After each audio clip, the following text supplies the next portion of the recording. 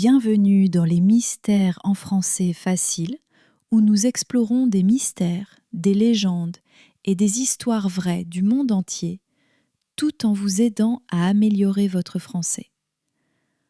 Aujourd'hui, nous partons au cœur de la République tchèque pour visiter un lieu entouré de légendes sombres, d'une architecture étrange et de récits paranormaux inquiétants. Ce lieu s'appelle le château de Houska, et certains disent qu'il n'a pas été construit pour empêcher les gens d'entrer, mais pour empêcher quelque chose de sortir.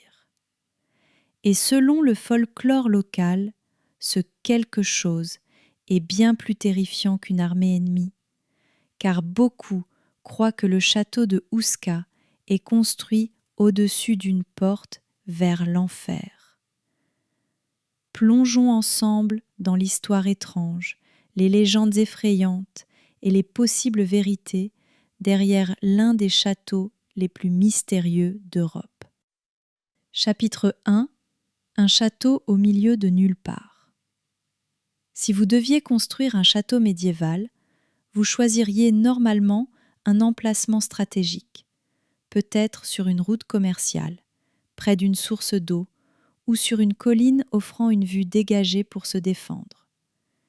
Mais le château de Houska est différent. Il a été construit au XIIIe siècle, en plein milieu de nulle part. Pas de rivière proche, pas de ville voisine, pas de terre fertile pour l'agriculture. Et il n'était même pas situé sur une frontière à défendre. Les historiens restent perplexes.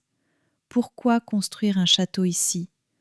Aucune raison pratique, sauf si la raison était tout autre. Chapitre 3 : le premier volontaire.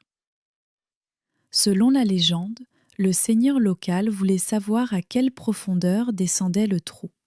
Ils attachèrent un prisonnier à une corde et le descendirent à l'intérieur.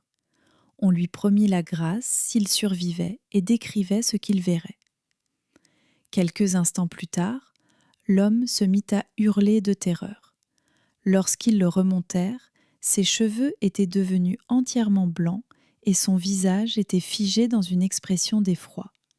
Il était incapable de parler clairement et mourut 2 jours plus tard. Simple histoire inventée ? Ou quelque chose de vraiment terrifiant s'est-il produit dans ce gouffre ? Chapitre 4 : une architecture étrange. La conception du château de Houska ajoute au mystère. Beaucoup de ces fenêtres sont fausses. Ce ne sont que des murs en pierre peint pour donner l'illusion d'ouverture. Le château n'a pas de cuisine, pas de source d'eau et pas de fortification orientée vers l'extérieur.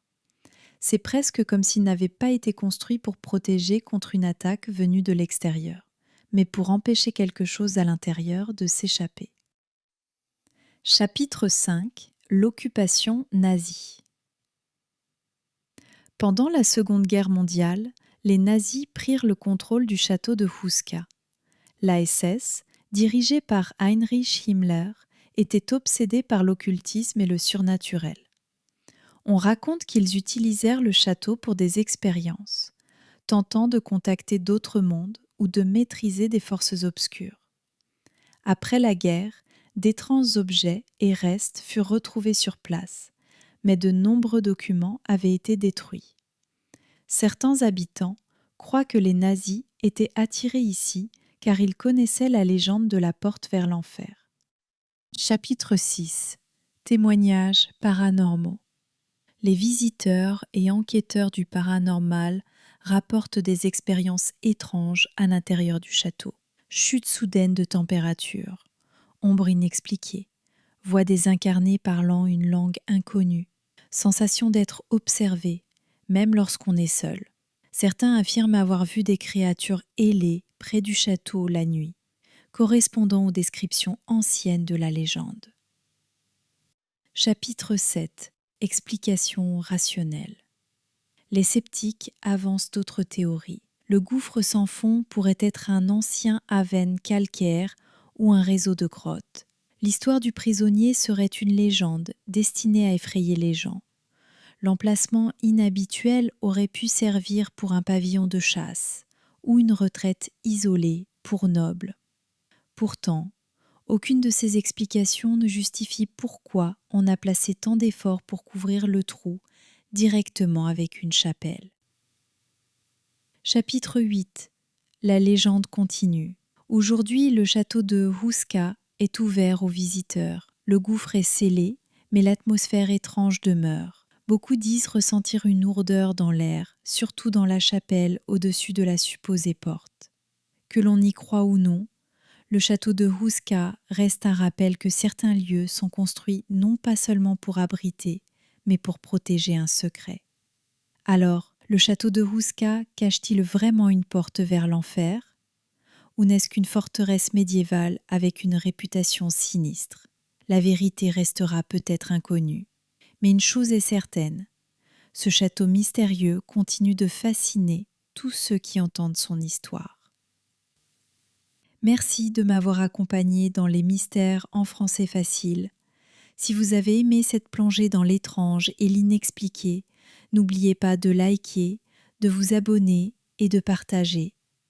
Et souvenez-vous, parfois, ce qu'il y a de plus effrayant ne se trouve pas à l'extérieur, mais profondément enfoui en dessous.